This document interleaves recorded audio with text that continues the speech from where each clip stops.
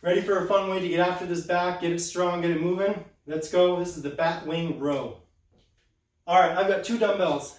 8 pounds, a little bit is going to go a long way here, especially as we get into some of the variations. Okay, your bat wing row, you're going to set up in a hip hinge. Okay, nail this position. This position is super important for a lot of things. Knees are soft, feet are set, hinging at the hips.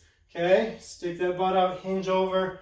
Back is flat, head, shoulders, hips in a line. The lower you can get into this, the more you're going to get into your back. The higher you are, the more it's going to turn into upper shoulders, upper traps, things like that. So I'm going to show you a basic bat wing row and then build and then break things down from there with some more variations. So hinge at the hips, back is flat, arms are hanging. Bat wing row, I'm going to row things back, elbows up behind you, okay, and back down. Simple, okay, but let's play with it a little bit. Now we can hold here, drop one, alternate.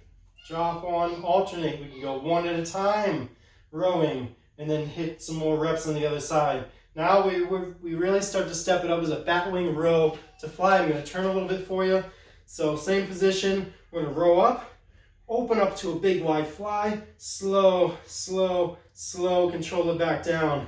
Row it up, open up, control it back down.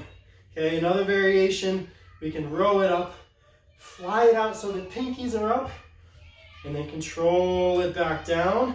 Okay, puny little weights are going to light you up real quick if you get into that fly. Give this bat wing row a try, and we'll see you soon.